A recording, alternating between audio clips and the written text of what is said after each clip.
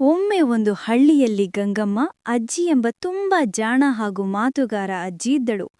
ಆಕೆಗೆ ಒಂದು ಚಿನ್ನದ ಬಣ್ಣದ ಕೋಳಿ ಇತ್ತು. ಆ ಕೋಳಿ ಪ್ರತಿದಿನ ಬೆಳಿಗ್ಗೆ ಕೋಕ್ ಕೋಕ್ ಎಂದು ಕೂಗಿ ಎಲ್ಲರನ್ನೂ ಎಬ್ಬಿಸುತ್ತಿತ್ತು. ಅಜ್ಜಿ ಅದನ್ನು ತುಂಬಾ ಮುದ್ದಾಗಿ ನೋಡಿಕೊಳ್ಳುತ್ತಿದ್ದಳು.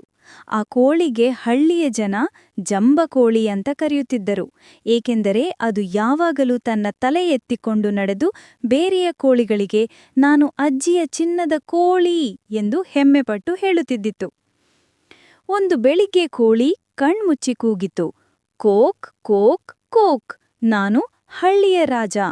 ಬೇರೆ ಕೋಳಿಗಳು ನಕ್ಕವು, ಹೌದಾ, ರಾಜ ಅಂದ್ರೆ ಜನರ ಕೆಲಸ ನೋಡಿಕೊಳ್ಳಬೇಕು, ನೀನು ಅಜ್ಜಿಯ ಮನೆಗೆ ಅಕ್ಕಿ ಹುಡುಕುತ್ತಾ ಇರವನು ಎಂದವು. ಆದ್ರೆ ಜಂಬಕೋಳಿಯ ಮಾತು ಕೇಳದೆ ಹೆಮ್ಮೆಯಿಂದ, ನಾನು ಅಜ್ಜಿಯ ಪ್ರಿಯ, ನನಗೆ ಚಿನ್ನದ ಧಾನ್ಯ ಸಿಗುತ್ತೆ ಎಂದು ಹೇಳಿಕೊಂಡು ಹೋಯಿತು. ಅಜ್ಜಿಯ ಪ್ರೀತಿ. ಅಜ್ಜಿ ಪ್ರತಿದಿನ ಕೋಳಿಗೆ ತಾಜಾ ಅಕ್ಕಿ, ತುಪ್ಪ, ಎಣ್ಣೆ ಹಚ್ಚಿದ ತುತ್ತು ಕೊಟ್ಟು ನನ್ನ ಮುದ್ದು ಜಂಬಾ ಎಂದು ಕರೆಯುತ್ತಿದ್ದಳು. ಕೋಳಿ ಸಂತೋಷದಿಂದ ಕೂಗಿ ಅಜ್ಜಿಯ ಸುತ್ತ ತಿರುಗುತ್ತಿತ್ತು. ಹಳ್ಳಿಯ ಜನ ಅಜ್ಜಿಯ ಕೋಳಿಯ ಸೌಂದರ್ಯ ನೋಡಿ ಆಶ್ಚರ್ಯಪಟ್ಟರು. ಕೆಲವರು ಇದು ಚಿನ್ನದ ಮೊಟ್ಟೆ ಇಡ್ತೋ ಏನೋ ಎಂದರು. ಒಂದು ದಿನದ ಅನಾಹುತ. ಒಂದು ದಿನ ಅಜ್ಜಿ ಅನಾರೋಗ್ಯದಿಂದ ಆಸ್ಪತ್ರೆಗೆ ಹೋದಳು. ಮನೆ ಬೀಗು ಹಾಕಿದಳು. ಜಂಬಕೋಳಿ ಒಬ್ಬಂಟಿಯಾಗಿತ್ತು. ಯಾರೂ ಆಹಾರ ಕೊಡಲಿಲ್ಲ.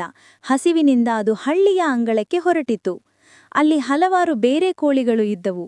ಅವು ಹೇಳಿದವು, ಅಯ್ಯೋ, ಇವನೇ ಜಂಬಕೋಳಿ, ಅಜ್ಜಿ ಇಲ್ಲದಿರೋದರಿಂದ ಈಗ ಹಸಿದ ರಾಜನಂತೆ ತಿರುಗ್ತಾ ಇದ್ದಾನೆ ಎಂದವು. ಅವು ನಕ್ಕವು. ಜಂಬಕೋಳಿ ನಾಚಿತು.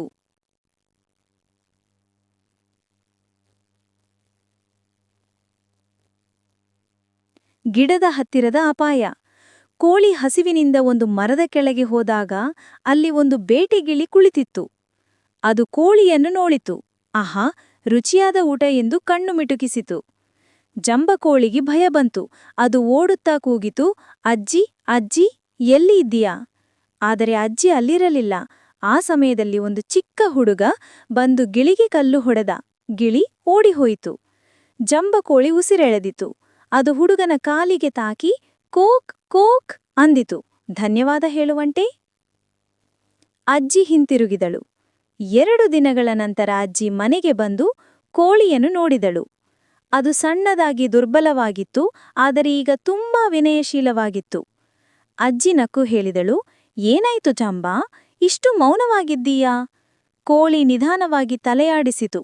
ಜಂಬ ಮಾಡೋದರಿಂದ ಉಪಯೋಗವಿಲ್ಲ ಅಜ್ಜಿ, ಪ್ರೀತಿ, ವಿನಯ, ಸಹಾಯ ಇವೇ ನಿಜವಾದ ಬಂಗಾರ. ಅಜ್ಜಿ ಮುದ್ದಾಗಿ ತಲೆಯ ಮೇಲೆ ತಟ್ಟಿ, ಅದು ನಿನ್ನ ದೊಡ್ಡ ಪಾಠ ಮಗಳೇ ಎಂದಳು. ನೀತಿ ಪಾಠ. ಹೆಮ್ಮೆ ಮತ್ತು ಜಂಬ ಯಾವತ್ತೂ ನಿಲ್ಲುವುದಿಲ್ಲ. ವಿನಯ, ಪ್ರೀತಿ ಮತ್ತು ಸಹಾಯವಿದ್ದರೆ ಎಲ್ಲರೂ ನಿನ್ನನ್ನು ಮೆಚ್ಚುತ್ತಾರೆ. ವಿಡಿಯೋ ಇಷ್ಟವಾದ್ರೆ ದಯವಿಟ್ಟು ಸಬ್ಸ್ಕ್ರೈಬ್ ಮಾಡಿ, ಲೈಕ್ ಮಾಡಿ ಮತ್ತು ಶೇರ್ ಮಾಡಿ. ಧನ್ಯವಾದಗಳು.